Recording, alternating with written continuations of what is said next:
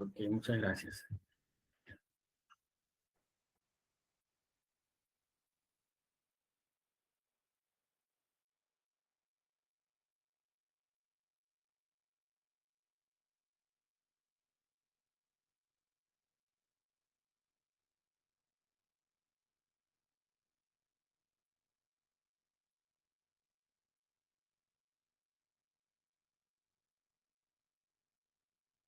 Muy bien, estimados alumnos, muy buenas noches nuevamente.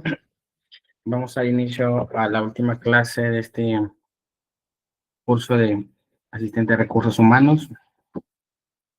Como último tema tenemos lo que corresponde a legislación laboral. Es parte importante que se tiene que tener en cuenta para saber de qué manera el trabajador y la empresa tienen ciertos derechos y deberes y responsabilidades por las que asumir. Vamos a ver un poco de normativa y entender ciertos procesos dentro de la administración de recursos humanos.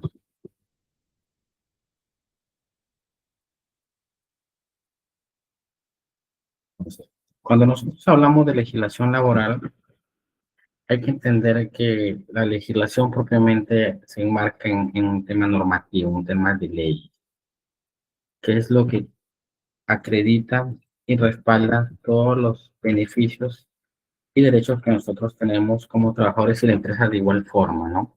Entonces, dentro de esos principios que se maneja dentro de la legislación laboral, tenemos el principio de irrenunciabilidad de derechos. La irrenunciabilidad de derechos, que es, si bien es cierto, parte como un mecanismo de defensa, que lo que hace es proteger a la parte más débil en un proceso de contratación, ¿no? Entendiéndose que en un proceso de contratación participan dos entes particularmente, ¿no? La empresa o el empleador en defecto y el empleado o el trabajador que se convierte en ese momento, ¿no?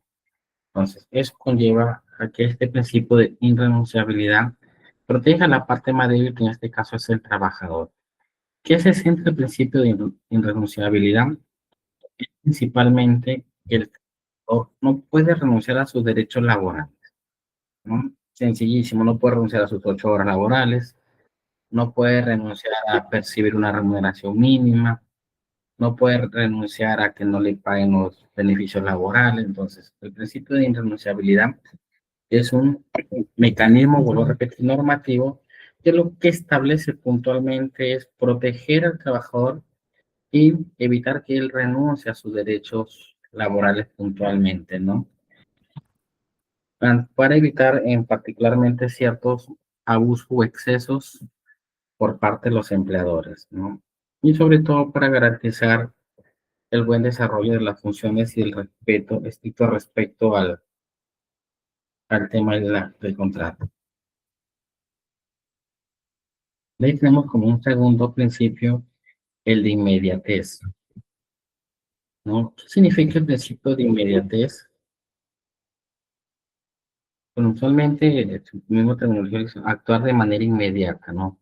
Por un lado, actuar de manera inmediata ante situaciones que pueden perjudicar al trabajador o al empleado, ante una situación que, ejemplo sencillísimo, ¿no? Lo más común que se puede ver, pues más complicado, ¿no? El tema del acoso laboral, bueno, que es protegido bajo un tema normativo en el país, ¿no? Si es que existe una intención o indicios de acoso laboral, la entidad, la empresa tiene que actuar de manera inmediata para poder resolver esta situación y evitar algún perjuicio mayor ante el trabajador. Ese es por un lado del trabajador, ¿no? Ahora poniéndonos por el lado de la empresa.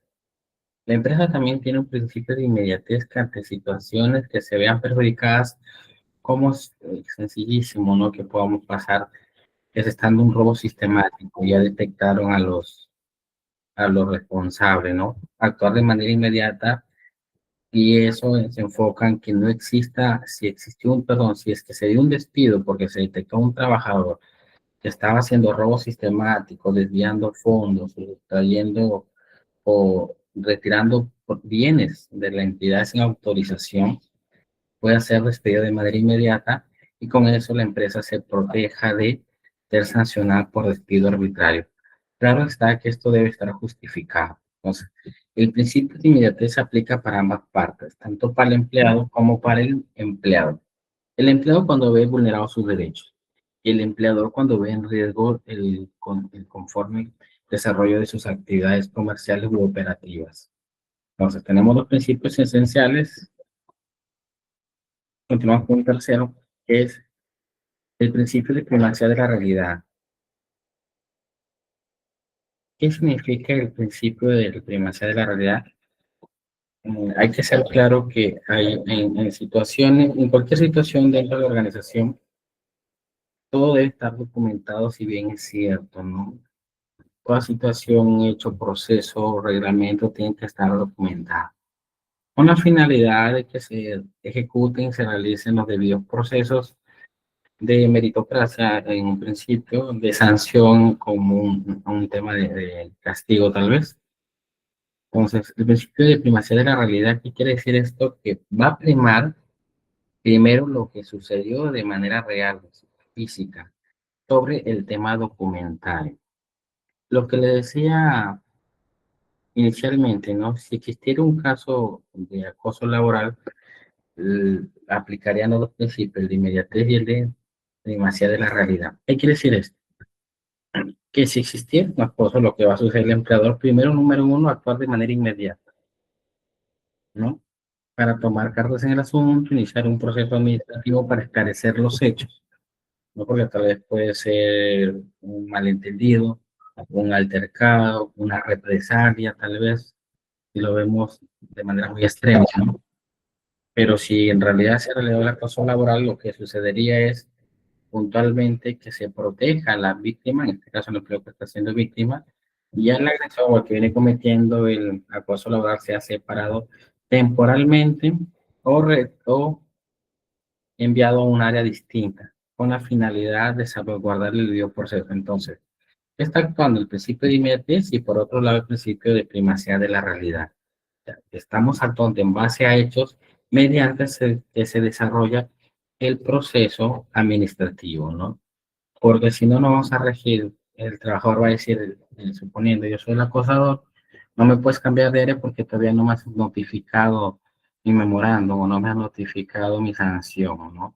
O aún no se han regido el debido proceso. O la empresa sí puede actuar de manera rápida. Primero, aislarlo o cambiarlo de área o suspenderlo temporalmente mientras esclarecen los hechos. Eso ya dependerá explícitamente de los procedimientos que la empresa tenga para diferentes situaciones, ¿no? Recuerden que toda empresa debe tener bien estructurados sus manuales y sus procedimientos. Eso es fundamental y determinante cuando existen situaciones que la empresa debe intervenir de manera inmediata, ¿no? Se va a regir ya un proceso establecido, un proceso ya aprobado en su momento por las gerencias que están involucradas. El principio de razonabilidad. Vamos a pensar estos principios pausados para poder entender ahora el marco normativo, ¿no? Que sustentan principalmente en estos principios. El principio de razonabilidad puntualmente se presenta en dos puntos específicos.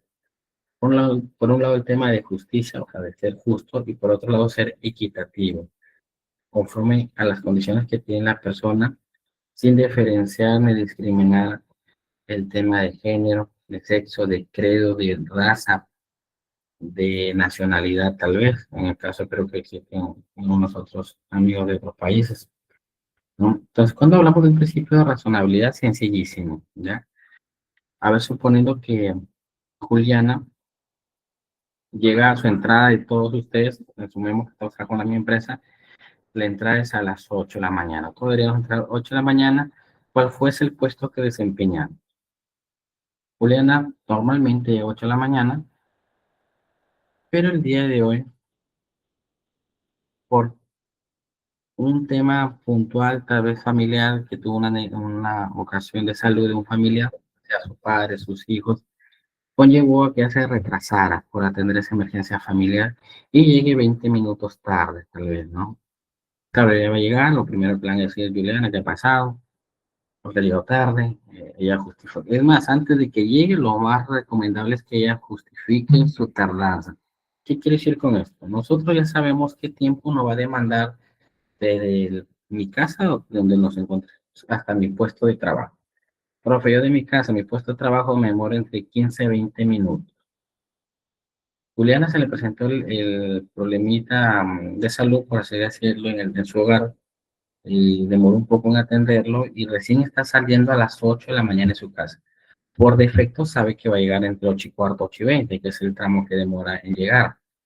Pero para ello ya debería haber notificado a su jefe inmediato superior, ¿no? Explicando la situación que por razones estrictamente personales en temas de salud, ella está llegando un poco tarde. Entonces, estamos actuando en un principio ahí de justicia y de manera equitativa, o sea, justicia puntualmente, ¿no? O sea, estoy dándole ese espacio de, de tiempo para que ella pueda llegar sin que se le agarre un memorando tal vez porque es una falta, una tardanza tal vez. Pero suponiendo que el caso de Licey, ¿no? Licey es un tema distinto. Es lunes, tal vez el domingo tuvo una actividad, una fiesta, un cumpleaños. eh, esto, se extendió un poco más la festividad. Y eso conllevó que llegue, se extiende un poco tarde el día lunes y llegue 8:30 de la mañana. Una cosa es llegar tarde, chicos, por razones que suceden y que a veces no las podemos controlar. Otra cosa es llegar tarde porque ya son temas tal vez de recreación, de diversión, por así decirlo, ¿no? Es más, sobre el caso, solo estoy tomando ejemplos, señorita, no se van a tomar. Sobre la que llega tarde, incluso llega en un estado a ver, estado de ebriedad o oliendo alcohol, ¿no? Entonces, las sanciones deberían ser equitativas. Si estamos a tener un tema de salud, hay un tema razonable que se puede justificar. Pues si una persona llega simplemente porque se despertó tarde, porque simplemente tuvo razones que no son justificables, que tendrían que tener ciertas actuaciones distintas, ¿no? Entonces, eso pasaría un principio de tema de asistencia, ¿no? En el otro correspondería tal vez en el tema propio del desarrollo de tus funciones, ¿no? Suponiendo que ustedes trabajan en un área de producción y tienen que, no sé, producir 20 cajas diarias. Esa es la meta y lo producen normalmente. ¿Qué pasaría si una trabajadora solo produce 15? Porque en ciertos lapsos de tiempo se distraen en el celular, por así decirlo, ¿no? Suponiendo que trabajan 8 horas ustedes, deberían producir 20 cajas de un producto X, pero mientras que todos estamos trabajando al ritmo promedio de la empresa, tenemos una compañera que trabaja igual, pero de vez en cuando se toma su descanso de 10, 15 minutos, está en el celular y luego continúa. Obviamente su producción por defecto va a bajar porque no va a tener el mismo tiempo de producción que los compañeros. Entonces, eso conllevaría que las actuaciones deberían ser distintas. Yo no puedo sancionar o premiar a alguien que no está cumpliendo correctamente. Entonces, eso se centra en un principio de razonabilidad. Actuar de manera justa y equitativa con el trabajador. El principio protector. Por un lado, el principio protector nace del propio Estado, ¿no? Recuerden que el principal protector debería ser el Estado como tal. Entonces, esto deriva normalmente del latín indubio pro operario, que significa que es una norma que permitió que los trabajadores se vean favorecidos en ciertas situaciones de desarrollo de sus funciones, ¿no? Ya, son normas pro trabajador, ¿no? Yo como Estado protejo a mis trabajadores, sencillísimo, un principio protector es el tema de la jornada laboral, ¿no? Acá en nuestro país puedes trabajar tiempo completo, 8 horas diarias o 48 horas semanales, ¿no?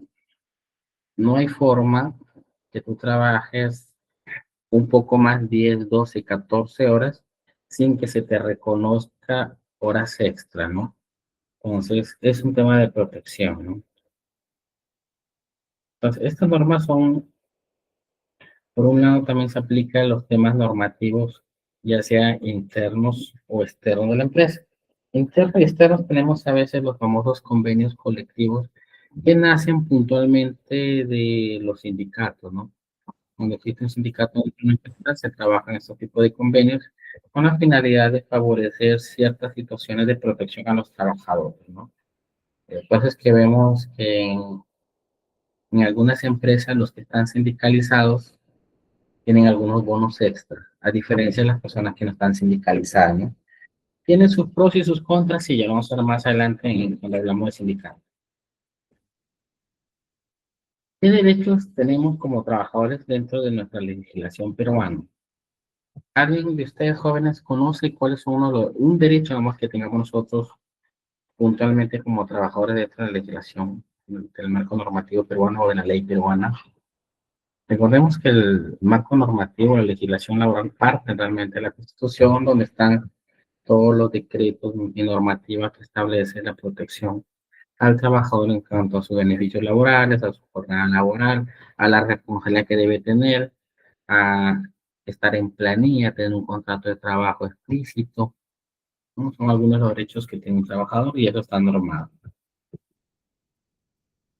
Cuando nosotros hablamos de la legislación peruana, existen tres entes importantes en ella, ¿no? ¿Qué es lo que buscan? Esto es puntualmente salvaguardar los derechos de un trabajador y dentro de un conjunto del marco normativo laboral o de derechos laborales. Esto está establecido por las leyes del Estado del Perú y ante ello existen tres instituciones muy importantes que nosotros tenemos que tener en cuenta. Por un lado es el Ministerio de Trabajo como ente rector, ¿no? Entendamos que el Ministerio de Trabajo es el ente rector donde se registra, se tiene toda la información de las empresas formalizadas, la cantidad de personas que existen en planilla, ¿no? Porque tiene la data puntualmente, porque recuerde que toda persona que está en planilla por defecto tiene derecho al salud, ¿no? Al seguro de salud. Los Ministerio de Trabajo, por un lado, es el ente rector, el que está viendo y evaluando si es conveniente aumentar el sueldo mínimo, si es conveniente aplicar ciertas medidas que beneficien al trabajador ante situaciones de vulneración de derechos, ¿no? De ahí tenemos SUNAFIL.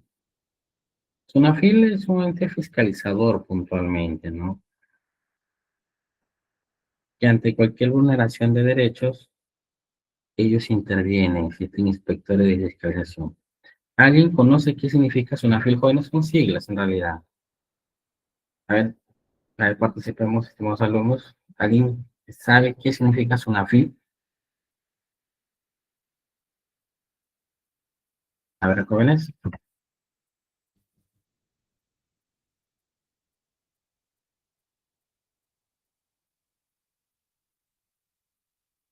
No. Los que somos de Perú deberíamos tener bien claro lo que significa SUNAFIL, porque ante una vulneración de derechos es donde vamos a recurrir para que, exacto, otra vez, Superintendencia Nacional de Fiscalización Laboral. Eso significa SUNAFIL. SUNAFIL, en realidad, como le repetía, son siglas, es la Superintendencia Nacional de Fiscalización Laboral. Existe puntualmente una por región en el país, ¿no? Cada región tiene su organismo desconcertado. ¿Cuál es su finalidad en la SUNAFIL? La SUNAFIL, bueno, al margen del tema normativo y legal, la SUNAFIL cuenta con un equipo de inspectores laborales. Estos inspectores puntualmente hacen visitas inopinadas a diferentes empresas con la finalidad de garantizar que se vienen cumpliendo los derechos laborales, como que existe un registro de asistencia para saber si están cumpliendo las 8 horas, ¿no? Y si no existieran las 8 horas, pedirían información de dónde están el registro de horas extras de un trabajador, ¿no? En el tema, si trabajas en un tema operativo y cuentas con tu equipo de protección personal, de protección personal, no tus CPS. Imaginemos que entra una empresa de producción y encuentra al personal sin casco, sin lentes, sin botas. Es la zona fila ahí donde va a aplicar sus sanciones, ¿no? Puntualmente haces una labor preventiva en estas actuaciones. También tiene la labor correctiva o sancionadora. ¿Qué quiere decir esto? Poniendo que Adamaris estuvo trabajando en la empresa y, bueno, la empresa ya no quiere contar con sus servicios, pero ella tiene un contrato indeterminado. Y lo que vienen haciendo es hostigamiento con la finalidad que ella se vaya aburriendo, ¿no? Y esto conlleva a que ella renuncie. porque no la puede, quiere evitarse la empresa el asumir costos extra por despedirla, ¿no? O por invitarla a que renuncie. Entonces ellos están buscando que renuncie voluntariamente. Están haciendo situaciones que ella le incomoden, como dándole mayor trabajo tal vez, o haciendo, informando que su trabajo no está, no es competente. Diferentes situaciones, ¿no? O haciendo una supervisión muy constante, incluso hostigante a sus labores. Entonces dicen, ¿dónde me puedo quejar? ¿Quién me puede defender? O aguanto lo que está sucediendo, simplemente recurro a alguien para que me defienda. Voy a la policía, voy al Poder Judicial. Por efecto, la primera instancia es una FI, ¿no? Voy a las oficinas. Existen chicos, si fuera el caso este de Damaris, tendría que ir a las oficinas, presentar su queja. Obviamente va a tener que acreditar cierta documentación, como que boletas de pago para acreditar que es trabajadora de ahí, ¿no? Que tiene un contrato permanente y situaciones que ellos acrediten también que viene dándose tal vez el hostigamiento. Recuerden que cuando se dan ciertas situaciones a veces no hay forma de probarlo, ¿no? Lo que hace hace una fila es una visita correctiva de verificación, ¿no? ¿Qué está pasando? ¿Por qué está dándose esta situación, ¿no? Y la empresa tendrá que hacer descargos ante estos hechos. Hay situaciones donde también existe mucho abuso laboral de algunas empresas, pero muchos trabajadores por por temor a que los despidan y apuestan por que su dicen, bueno, hay que aguantar, que soportar esta situación, porque lo que podría pasar si que yo denuncio, una fila va a venir, va a decir tal persona denuncia, viniendo por la denuncia de tal persona, y con eso conlleve a que a mí me puedan despedir, ¿no? O no renovar contrato. Existe una opción dentro de una fila de las famosas denuncias anónimas, ¿no? Que las puedes hacer mediante línea telefónica o en defecto mediante un formulario en su propia página, ¿no? Ingresas, llenas los datos y presentas la queja, ¿no? Ejemplo, ¿no? Suponiendo que están trabajando en condiciones insalubres, ejemplo, no poniendo así complicado. Y eso te está perjudicando a ti. Y no solo a ti, sino a tus compañeros, haces una queja que las condiciones de trabajo no son las adecuadas por tales razones y solicitan una inspección de manera anónima. SUNAFIL va a recibir esa notificación y va a caer de manera inopinada, ¿no? En otras actuaciones entra SUNAFIL ante despidos arbitrarios, ante una mala liquidación de beneficios sociales, suponiendo que ustedes renunciaron, le liquidaron sus beneficios sociales que le hicimos hace 2 clases, cómo se liquidaba. Tú como estudiaste acá, sacaste tu cálculo y dices, profe, me faltan como 1.000 soles. No me han dado 1.000 soles. Según los cálculos que usted nos enseñó y que vimos acá, debería corresponderme tanta cantidad, pero me están dando menos. ¿Qué está pasando? Tú te vas con tu liquidación que te he emitido, le haces una firma, mira, yo estoy trabajando de tal a tal fecha, estos son mis ingresos que he tenido por la empresa y la SUNAFIL te va a apoyar en el tema de validar si la liquidación que te han otorgado te corresponde tal cual. Si no fuera así, SUNAFIL ya va a aplicar sanciones, ¿no? Donde también interviene SUNAFIL cuando no te pagan tus beneficios sociales a tiempo. ¿No? Pues ya que estamos en noviembre, de aquí hasta quincena, las empresas tienen para pagar CTS, suponiendo que la empresa la termina pagando por alguna razón, ya sea porque le congelaron las cuentas, ya sea porque el de recursos humanos se olvidó de pasar una planilla completa, ya sea por falta de liquidez de la empresa, simplemente la empresa no se le dio la gana, le pagaron el 20 la CTS. UNAFIL puede intervenir de manera inmediata y aplicar las sanciones correspondientes, ¿no? O sea, es el ente que fiscaliza que se cumplan los derechos laborales. Hay que entender que esta es la entidad puntual que hace esto. ¿Qué tiene que ver el Poder Judicial en este tema? Ciencia por el Poder Judicial no solo ve temas laborales, ve un número de temas delictivos, familias, civiles, de violencia y laborales, y entre otros más. Centrémonos en los laborales. ¿Qué tiene que ver en el tema laboral? ¿Dónde interviene más el tema laboral, el Poder Judicial?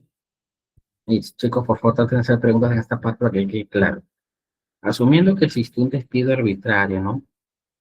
Eh, Suponiendo Marisol llegó a trabajar hoy día y en la mañana, cuando estaba por ingresar, el vigilante le dice, señorita Marisol, disculpe, tenemos orden de que usted ya no trabaja tenemos disposición que usted no trabaja para la empresa y no puede ingresar.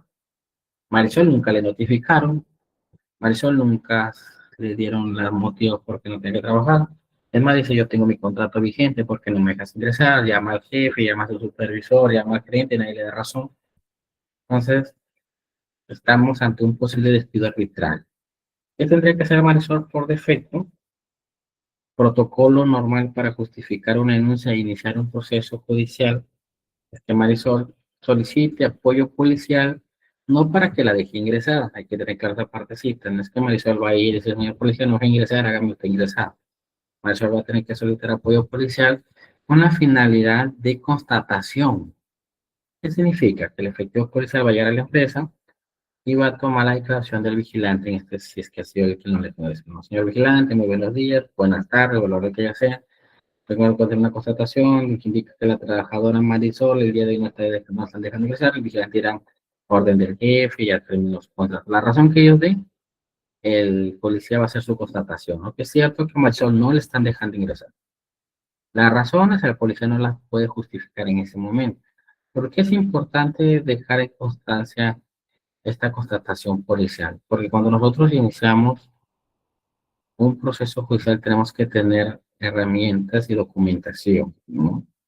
Ante ello, Marisol lo que va a hacer con su copia de la denuncia, va a presentar ante el Poder Judicial una demanda por despido arbitrario. Es aquí donde el Poder Judicial, mediante un juez laboralista, va a evaluar el caso, va a dar un debido proceso de audiencia, manifestación de la denunciante, manifestación de los denunciados, ¿no? Va a evaluar los actuados para ver si justifica o no, y en base a ello va a tomar una decisión. Si fue un despido arbitrario, por defecto Marisol la pueden reponer en el trabajo, la van a indemnizar y un sinnúmero de beneficios más que podría el juez determinar, ¿no? Si es que en realidad tal vez Marisol se le venció el contrato, suponiendo chicos, se le venció el contrato y la empresa no se dio cuenta que se le había vencido el 30 de octubre, el 31 de octubre, perdón. Ya estamos 6, 7 de noviembre y Marisol sigue yendo a trabajar sin tener contrato vigente, ¿no? Y ayer la empresa se dio cuenta que no tenía contrato y dijeron, uy, no le dejes ingresar porque al final estamos generando vínculo directo. Entonces, hay un tema ahí de negligencia de la empresa, pero también eso se evalúa en el Poder Judicial, ¿no? No hay que preocuparse mucho en estos aspectos porque existe jurisprudencia. ¿Qué significa? Que así como hay el caso de nosotros, existen miles de casos anteriores. Entonces, las decisiones que se tomaron en casos anteriores, lo único que hace el juez es generar jurisprudencia, ¿no? O sea, tomar la misma decisión que dio en ese caso similar, ¿no? Para que exista igualdad de derechos y de leyes. Entonces, chicos, hasta ahí todo claro sobre las tres entidades que puntualmente están relacionadas con el tema laboral. Por favor, consultas, dudas, alguien lo despidieron, alguien está teniendo problemas en su trabajo. A ver, aquí hay una pregunta. Ahí, por eso, mejor disculpe, si te despiden por reducción de personal. Ya, en el tema de reducción de personal hay que entender en la parte puntual del contrato de trabajo allá, ¿no? Recuerda que en el contrato de trabajo hay diferentes tipos, vamos a ver unos cuantos de aquí. Hay uno que normalmente se aplica para estos casos, que es el de incremento de actividad y que está sustentado bajo un marco normativo. ¿Y quiere decir eso? Como mi empresa está creciendo, estoy incrementando actividad, estoy incrementando más ventas, estoy incrementando más operaciones, pero yo tengo el riesgo de que esto es una etapa tal vez voluble de la economía, ¿no? O puede ser sencillísimo, porque viene aquí en diciembre, ¿no? Por defecto, todas las empresas, por defecto, digo, ¿no? Todas las empresas incrementan sus ventas en diciembre, es natural, ¿no? Porque hay mayor ingreso y al existir mayor ingreso también existe mayor gasto, ¿no? Porque nosotros tenemos, suponiendo, ¿no? Aquí viene nuestra gratificación, recibes 2.000, 3.000 soles. En algunos casos vas a gastar los 2.000 o 3.000 soles. En unos casos más conservadores, la persona va a decir, bueno, de los 3.000, 1.000 ahorro y 2.000 gasto. Entonces, por defecto, incrementa el consumo. ¿Qué quiere decir con esto? Hay empresas que por situaciones ajenas a ellos y propios factores de la economía, las actividades de la empresa empiezan a crecer.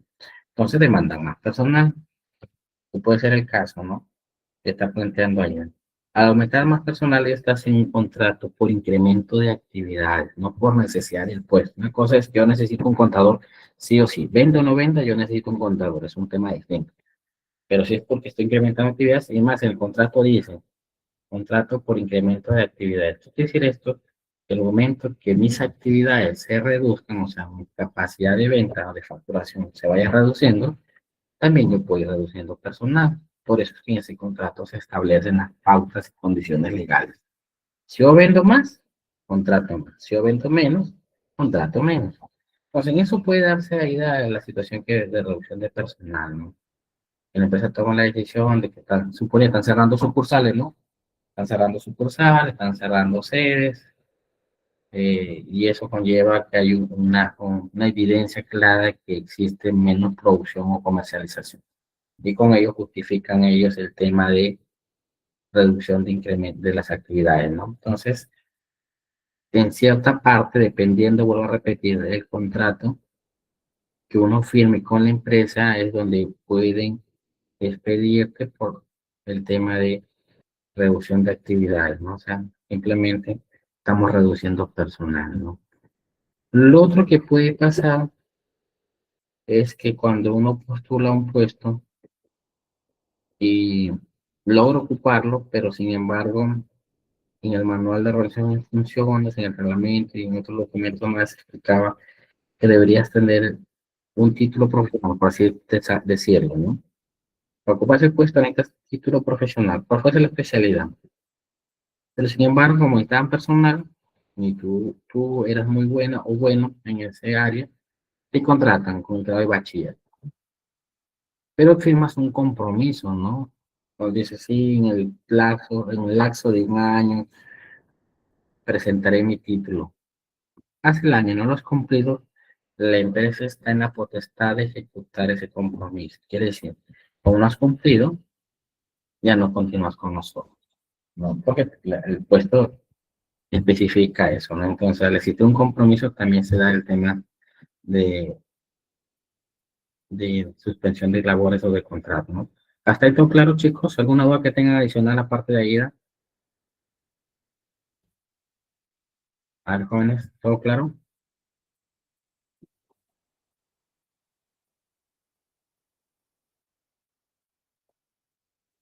Bien.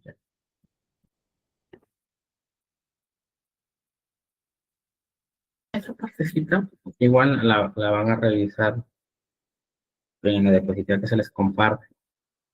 Antes de explicarla, no se olviden, chicos, que es muy importante el tema de su certificado.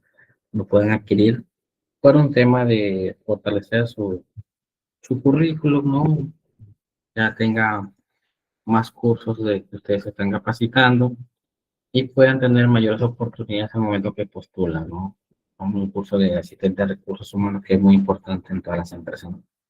Contactarse, no sé, contactarse con las asesoras comerciales para que puedan ver puntualmente el tema de la certificación, quienes deseen, ya saben, hasta ayer venció la promoción, pero igual coordinen, estaba a 50 soles el certificado y $14 en moneda extranjera. Cuando nosotros hablamos de los derechos del trabajo y la legislación peruana, como les repetía, se enmarca todo en la Constitución y la normativa que aprueba de diferentes formas, ¿no? Entonces, ¿por qué tienen que darte gratificación? Está sustentado. ¿Por qué tienen que darte 8 horas laborales diarias o cualquier semana? Está sustentado. ¿Por qué tienes que recibir ciertos beneficios sociales? Está sustentado legalmente, ¿no? Entonces, entre ellos tenemos en general de que los que regulan a los trabajadores del Estado, o sea, las personas que trabajan en el Estado como servidores, funcionarios en el nivel que se encuentren, pero trabajan para el Estado, tenemos el decreto legislativo 276.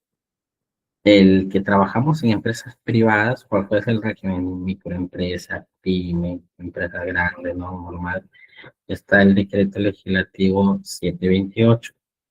Aquí si ustedes ven, DL significa decreto legislativo.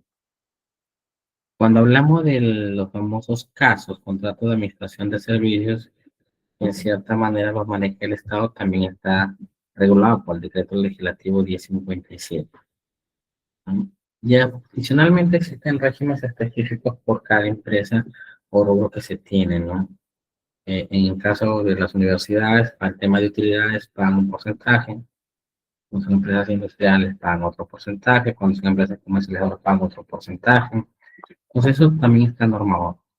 Igual es importante revisar estos decretos si es que les interesa en el rubro que ustedes se encuentren para poder entenderlo, ¿no? Darle una leída para poder trabajar ella, ¿no? No los trabajamos a detalle aquí porque si no, no va a ganar el tiempo. Son extensos estos decretos. Los principales derechos del trabajador. Nosotros como trabajadores tenemos derechos básicos y derechos mínimos, ¿no? Puntualmente a tener un contrato de trabajo. Se apuesta siempre por tener un contrato indeterminado porque el contrato indeterminado lo que garantiza, lo que te garantiza es estabilidad, lo que vimos en la clase anterior por el tema de motivación, ¿no? Si a mí me contrato de manera indeterminada, ¿qué significa? Es un contrato indeterminado, jóvenes, para entenderlo principalmente.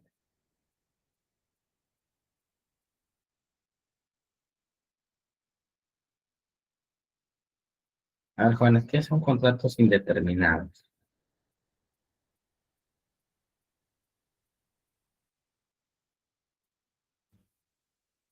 Sencillísimo, en simples palabras lo explicamos.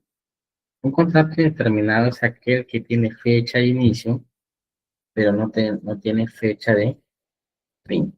Ese es un contrato indeterminado, ¿correcto? O sea, yo sé que estoy iniciando hoy, 6 de noviembre, pero mi contrato no tiene fecha de caducidad, o sea, es indeterminado. O sea, puntualmente lo que dice Catherine, ¿no? Es un contrato estable. Existen otros tipos de contratos de incremento de actividades, contratos temporales, contratos part-time, pero eso lo evalúa la empresa de acuerdo a su realidad, ¿no? Cuando nosotros entramos con un contrato determinado, donde no tenemos que estar renovando cada 3, 6, un año, como en otros casos sucede, ¿me pueden sacar de la empresa? ¿Puedo salir de la empresa? Claro que puede salir. Entre las razones es que renuncies, ¿no? O algún día tuviste una mejor oportunidad, vas a emprender y quieres dedicarte 100% a tu negocio, renuncias, ¿no? Natural, obviamente, respetando la ley donde te da como anticipo de la renuncia 30 días. ¿Qué significa? Yo tengo que avisarle a mi empleador como mínimo 30 días antes que me voy. ¿Se puede exonerar? Sí, siempre y cuando el empleador lo apruebe, ¿no? Suponiendo que Catherine dice, profe, me presento una chamba mañana y tengo que renunciar hoy día. Voy, llevo mi carta y le presento. Si la empresa te dice, Catherine, lo sentimos, vamos a ejecutar los 30 días que tienes que quedarte por no avisar con tiempo, lastimosamente Catherine va a tener que quedarse, ¿no? Salvo que diga, no, bueno, al final yo me voy. Recuerda que, bueno, si te vas, se podría calificar como abandono de trabajo si son 3 días consecutivos de inasistencia, ¿no? Y te puede cargar ciertos problemas. Lo recomendable, chicos, siempre es terminar en buenos, valga la redundancia, terminar en buenos términos con la empresa, ¿no? El irte por la puerta grande, ¿no? Siempre agradecido, gracias. Eh, no es bueno, siempre recomiendo lo bueno decir que me voy porque hay una mejor oportunidad, que no decir simplemente razones personales, y con eso te limitas a dar explicaciones de por qué te estás yendo, ¿no? Ya sea por temas de salud, porque vas a emprender, porque te vas a otra empresa, mejor siempre decir razones personales de esa forma.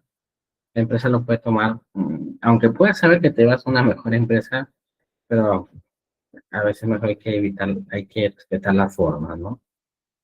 Uno se puede ir, si tiene un contrato determinado, sí se puede ir, pero hay que avisar 30 días antes. Y salvo la empresa te exonere de esos días, te puedes ir, ¿no? Otra razón es que la empresa te despida. Diga, Catherine, lo siento, hasta hoy día trabajas porque has cometido tal falta grave, aquí está tu memorando, ya hemos notificado nuestro trabajo. Y eso dentro de nuestro reglamento interno es una falta grave que perjudica a la empresa, ¿no?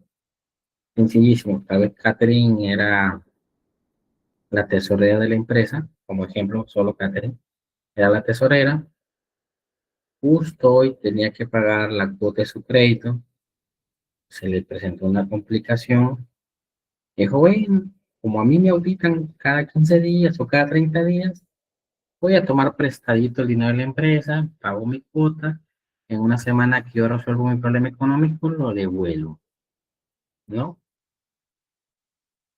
Al final, Catherine soluciona su problema financiero en ese momento, pero oh sorpresa, le auditaron hoy día y vieron que había un faltante, ¿no? Le hackearon caja y había un faltante en caja. Catherine, por defecto, va a tener que asumir, o si la empresa detectó un movimiento insólito, ¿no? De una transferencia no justificada, de un retiro no aprobado, la van a sancionar y la sanción ante eso puede ser el despido, ¿no? Entonces, por esa razón, que sea una causa comprobada, te pueden despedir. No, no porque tal vez Catherine llegó y no saludó al jefe, el jefe molesta y va, como no me saludas, te despido, no, ese es otro tema ya. Un tema de comportamiento que acarrea ciertas situaciones de llamada de atención tal vez, verbal justicia, pero no acarrea el tema de despido inicial. Principal derecho que nosotros tenemos como trabajadores, como le decíamos, nuestra jornada diaria no puede ser mayor a 8 horas, ni 48 horas semanales. Bueno, pero hay empresas de vigilancia, vigilantes, empresas que trabajan 12 horas diarias. Correcto. Por 8 horas diarias a mí me pagas un sueldo. Por las horas que yo trabaje después de esas 8 horas, se convierten en horas extras. Y tiene un pago totalmente distinto, ¿no? Es natural que tú trabajes más de 8 horas y te paguen horas extras. Diferente sería que tú trabajes 12 horas y sigas ganando lo mismo. Que muchas empresas sucedía anteriormente, ahora es casi mínimo, ¿no?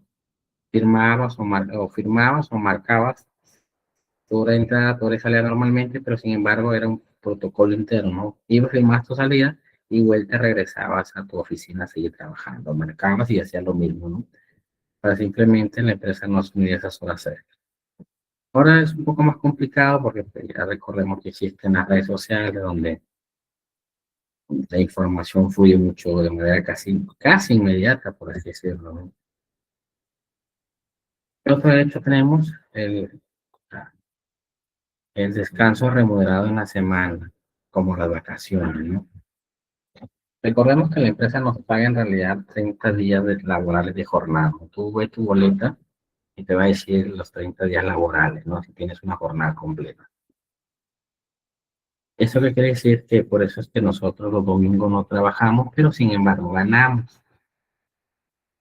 Sí, cierto, el domingo no trabajas, en algunas empresas hay algunas que son en el tema retail, ¿no? Que trabajan, descansa días de la semana, incluso trabajan domingo y es un tema de contratación interna y de alternancia de descanso. Pero el descanso sí debemos tener descanso en la semana, los trabajadores que estamos en jornada completa. Ese descanso se convierte normalmente en dominical, ¿no? Hay empresas que tienen otro día de descanso. Supermercados tienen otro día de descanso.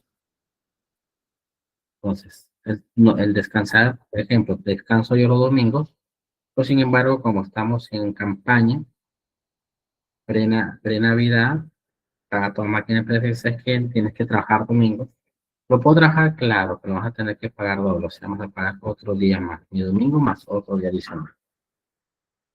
El descanso también se da cuando uno cumple un año de labores. En planilla, no confundamos esta parte. Los que dicen, profe, yo en la empresa llevo un año. Sí, no me dan vacaciones, pero en planilla, ¿cuánto tiempo lleva? Profe, estuve 6 meses en el registro por horario, recién llevo 6 meses en planilla. Recuerda que las vacaciones se computan del momento que tú irás a planilla. Desde ahí corren los 365 días o el año completo para que tú vuelvas a tener vacaciones. Entonces hay que tener claro esa parte, ¿no? Como podemos estar bastante tiempo en la empresa, pero tal vez hemos tenido otro tipo de la forma como se han pagado. El tema, como le mencionaba, cuando estamos en un trabajo de riesgo, trabajos operativos, de campo, ¿no? Dígase, pues, los que manejan maquinaria, los que trabajan en instalaciones de cable, ¿no? De telefonía, las empresas eléctricas, es necesario los equipos de protección personal, ¿no? Los equipos es sí o sí obligatorio, no es no negociable. Eso quiere decir que no pueden la empresa obviar no entregármelo, porque eso conllevaría que incurran en faltas. Y posteriormente una falta está directamente vinculada a una sanción. Derechos del trabajador, en cuanto a nuestro trabajo represente riesgo, vamos a tener los famosos seguros complementarios de riesgo del trabajo, ¿no? ¿Qué significa esto? Seguro normalmente lo tienen personas que el desempeño de sus labores es de alto riesgo, ¿no? Trabajas en producción, ¿no? Operando equipos electrónicos y eso conlleva que no pueda suceder un tema. Trabajas en almacén, ¿no? Donde existe un montón de productos, anaqueles muy altos, se puede caer uno y te puede afectar, ¿no? Trabajas en instalaciones eléctricas, sanitarias, telecomunicaciones. Es importante que tengas tu seguro complementario de riesgo del trabajo. Con la finalidad que ante un accidente el seguro se activa y pueda cubrirte los gastos médicos e incluso asumir los costos por los días que no estás trabajando, ¿no? Y si es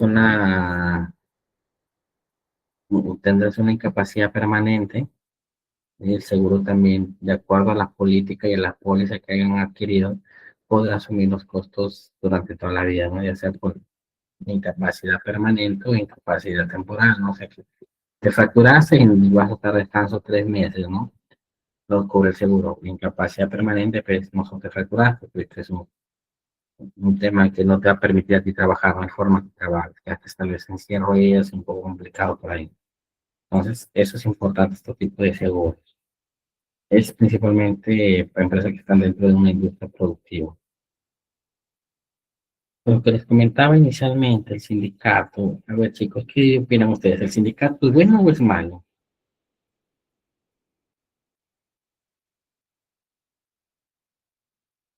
A ver, jóvenes, ¿qué opinan ustedes? ¿Estar sindicalizado, el que quiere un sindicato es bueno o es malo?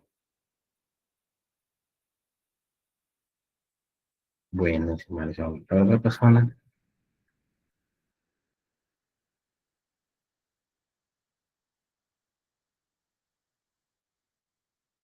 ¿no hay más? ¿Solo Marisol participa? Les comento. En realidad, el sindicato nace como un organismo interno dentro de las organizaciones de las empresas con el único fin de defender los derechos y evitar abusos, ¿no? Yo me sindicalizo, ¿qué significa? Que somos un grupo de trabajadores, cuál puede ser nuestro desempeño y funciones, ahí no tiene nada que ver con cuál sea tu función, ya seas operario, obrero, administrativo, o sea, formas tu sindicato, ¿no? Y eso sirve para que tú reclames ciertos derechos a la empresa, ¿no? Y si cometen abusos, puedan como sindicato defenderse, ¿no? El sindicato está regulado en el país, ¿no? Es puntualmente eso. Los sindicatos se inscriben en el Ministerio de Trabajo, en el momento que tú te escribes, pues tú presentas una documentación para que el Ministerio de Trabajo te apruebe, ¿no? Y te acredite ante la empresa como sindicato, ¿no? Sindicato de trabajadores de la empresa tal. Es bueno desde ese punto de vista. Y también existen, como siempre, que se desnaturaliza, ¿no? Su función principal y se convierte en algunas empresas como, no digo en todas, en algunos casos excepcionales, en específico, se convierte como algo, digamos, de negociación innecesaria, por así decirlo, ¿no? Con las empresas, ¿no? Que tratan de coaccionar ciertas situaciones a los empleadores o a las empresas en beneficio parcializado, ¿no? Hay empresas que los sindicalistas o el dirigente no trabaja por la famosa licencia sindical, ¿no? Y al final tú lo ves haciendo otra labor, menos haciendo labores sindicales. No, ese es un tema complicado.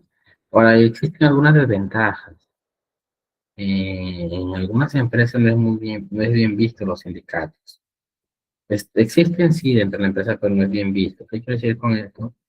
Que difícilmente vamos a ver, difícilmente digo, no es que sea una norma 100% verdadera, principalmente en el sector privado, ¿no? Difícilmente vas a ver una persona que esté sindicalizada esté ocupando cargos de confianza, ya sea jefaturas o gerencias, o que les permitan tener una línea de carrera, ¿no? Si es que el sindicato es operativamente bueno y apoya a la empresa, porque también su función es apoyar el crecimiento de la empresa, no solo la defensa del trabajador, sino el crecimiento de la empresa, y no se convierte en una piedra en el zapato, como pasa en muchos casos, ¿no? Entonces, las personas que están sindicalizadas en algunos casos, cuando el sindicato hace una mala, se desnaturaliza su función esencial, los que están en esos sindicatos se ven, en cierta manera, pierden ciertas oportunidades dentro de la organización, ¿no? Entonces, como asistente, por más bueno que seas, por el simple hecho de estar sindicalizado, no se te brindan oportunidades. Tampoco es excluyente, entonces, un tema bastante complicado ahí. Los contratos de trabajo, chicos, hay que entenderlo principalmente que un contrato de trabajo es un marco normativo, ¿no? Está dentro de un marco normativo y establece diferentes pautas puntuales, ¿no? Inicialmente, que la empresa por la, a ver, para explicarlo sencillo, que por el desempeño de mis funciones, por realizar una labor técnica, operativa, administrativa, la empresa me va a asignar un sueldo. El simple hecho de asignarme un sueldo y yo tener un contrato con ellos, tengo un tema de subordinación, que significa que yo me rijo a los lineamientos y normas legales de ellos, ¿no? Todo mientras que esté dentro del marco legal. Me rijo a un horario de trabajo, me rijo a una normativa interna, me rijo tal vez, profe, no me gusta el uniforme, pero bueno, lamentablemente trabaja para esa empresa y es un tema de imagen de ella que lo tienen normado, ¿no? Entonces existe la subordinación. ¿Qué quiere decir la subordinación? Que te pueden dar responsabilidades y como te dan responsabilidades te pueden controlar. Y como te pueden controlar y si haces bien te pueden felicitar, que lo recordamos también la motivación, y si lo estás haciendo mal te pueden sancionar. Esos son los elementos que vinculan a un tema laboral. Entonces, vuelvo a repetir, el contrato de trabajo, más allá de un documento, establece que la contraprestación de mi desempeño y funciones conlleva que yo tenga una remuneración. Es el quincenal o mensual, pero existe una remuneración de promedio. ¿Existen distintos tipos de contratos? Sí. Y debemos tener el tema de los contratos de trabajo, ¿no? Y lo digo para que lo tengan claro ustedes puntualmente. Cuando uno firma un contrato de trabajo, chicos, hay que ver siempre, siempre a detalle cada artículo, capítulo, cláusula que tenga. Porque es ahí donde lo que nosotros, ahí se va a establecer lo que yo debo cumplir y lo que la empresa debe cumplir, ¿no?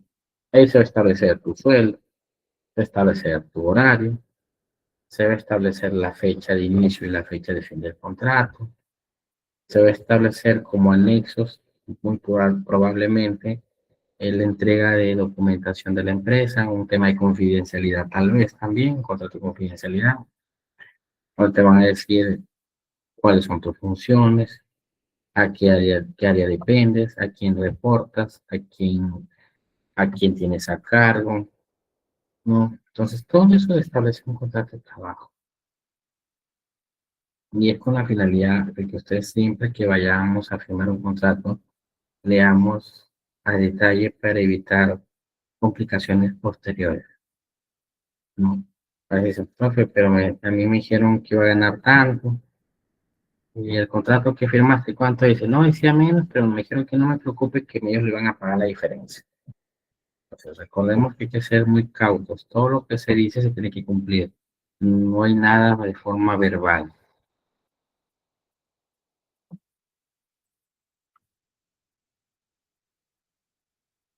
Existen diferentes formas de contratación. La directa y la de intermediación. Cuando hablamos nosotros de contratación directa, ¿qué significa? Que yo como empresa lanzo una convocatoria, postulan y ingresan a trabajar directamente para mí, ¿no? Perfecto, normal.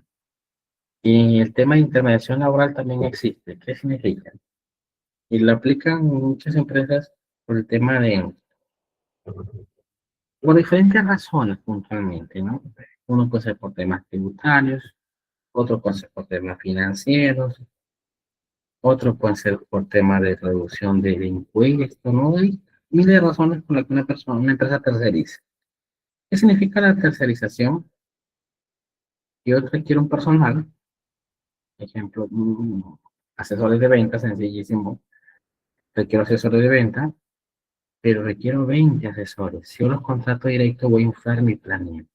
20, 20 trabajadores más, ¿no? Tengo que pagarle a los 20 beneficios sociales y mil cosas más. Uniforme, darle las señales tal vez equipamiento o equipos tecnológicos. Es un tema complicado tal vez para la empresa. Dice, bueno, me evito el problema y contrato una intermediaria, ¿no? Una empresa que me va a realizar esa labor. ¿Dónde vemos intermediación laboral, chicos? No sé si ustedes logran ver en algunas empresas que el personal de vigilancia es de otra empresa, ¿no?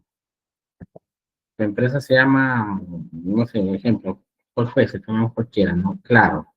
Tú ves en Claro y el personal de vigilancia pertenece a otra empresa. Hay un tema de intermediación laboral. O sea, el vigilante, es cierto, cuida los establecimientos de la empresa, apoya en temas de seguridad y mil cosas más, pero hay un intermediario que le va a pagar a él, no Claro directo, Movistar o Entel, quien fuese. El de limpieza de igual forma. Es más, muchas asesoras comerciales de estas empresas están por intermediación laboral, ¿no? No trabajan directamente para la empresa, sino trabajan para un tercero que le presta servicios a la empresa. Bueno, chicos, es un tema de contratación también válida, pero que se rige bajo una normativa distinta, ¿no? Esos trabajos, claro que también tienen beneficios. Por eso, todo depende de tu contrato, realmente. El contrato que uno logre firmar con la empresa es lo que aquí te va a acreditar si tienes o no beneficio, ¿no? Ahí, ¿qué pasa ahí? A ver, sencillo, que, a ver, y pasa mucho en el tema cuando son puestos ya un poco antiguos. Y pasa en una empresa en particular, ¿no? Habían asesores de ventas o asesores comerciales, como lo queramos denominar. Algunos que eran los más antiguos eran trabajadores directos de la empresa, o sea, la empresa le pagaba. Y tenían un sueldo bastante atractivo. Mientras que las personas que entraban por intervención laboral tenían un sueldo mucho menor. Esa es una de las razones. Entonces, el sueldo varía. Pero el tema de beneficios sí, va a tener los mismos beneficios. Igual tienen contrato de trabajo, ¿no? La diferencia es que las utilidades o la empresa que vas a prestar servicio no es de la misma envergadura de la que estás trabajando, para la que vas a prestar el servicio, ¿no? Mientras que la empresa de vigilancia puede ser una PYME, una MIPE, ¿no? Una empresa local, y le presta servicios acá, obviamente, las utilidades son diferentes, los beneficios son diferentes, ¿no? Mientras que en una vas a recibir al 50% de tus beneficios, en ellos reciben al 100%, ¿no? Hay una diferencia dependiendo del tipo de empresa y el tipo de contrato que tengan, siempre hay que tener claro eso. ¿Alguna otra pregunta, jóvenes?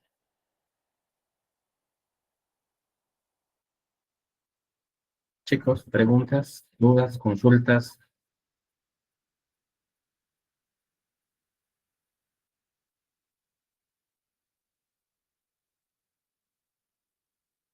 Juanes, por favor. Estamos llegando a la parte final de la clase y del curso. Sería bueno, si es que tuvieron dudas, no solo en este tema, sino en temas anteriores, hagan saber para poder resolverlas y que todo sea beneficioso en el tema de haber recibido este curso, ¿no?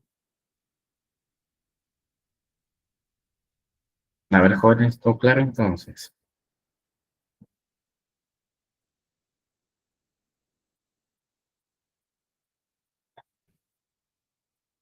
Muy bien, Micael, gracias. Entonces, jóvenes, hay que tener claro que la legislación laboral es muy importante porque es lo que nos va a permitir a nosotros como trabajadores saber a dónde recurrir, saber defender nuestros derechos laborales ante situaciones de abuso. En cuanto a la empresa también va a tener claro cuáles son los derechos que ellos tienen, deberes que tienen ante el trabajador, ¿no?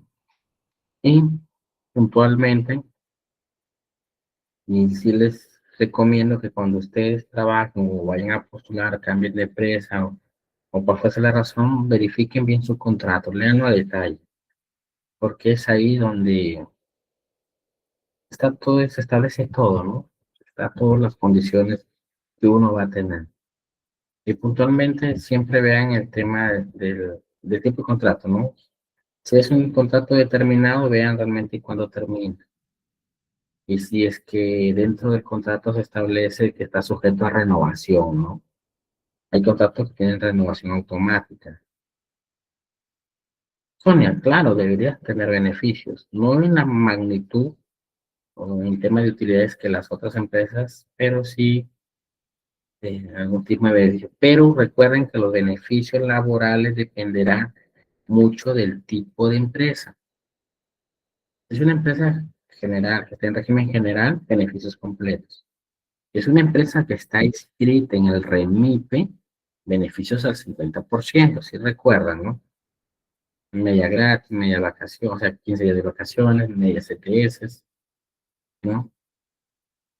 Pero si es una empresa, si es una microempresa, perdón, por defecto no va a tener beneficios, no están obligados a tener beneficios.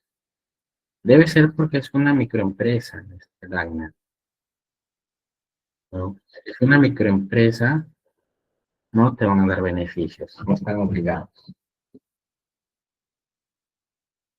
¿no? Entonces, ese es el tema. Pero si es una, está en REMIPE, sí te dan la mitad, el 50% de los beneficios. Pues hay que tenerlo claro en esos aspectos, ¿no? Entonces, jóvenes, ¿no hay más preguntas, dudas?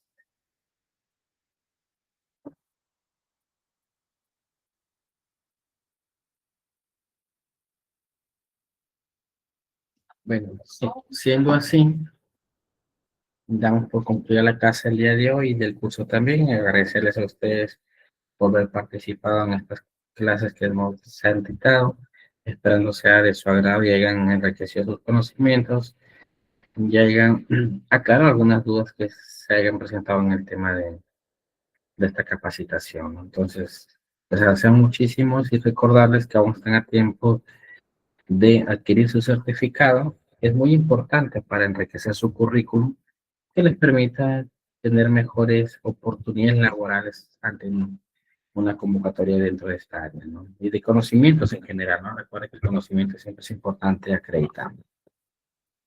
Pues chicos, muchísimas gracias, estimados alumnos, que tengan muy buenas noches, cuídense.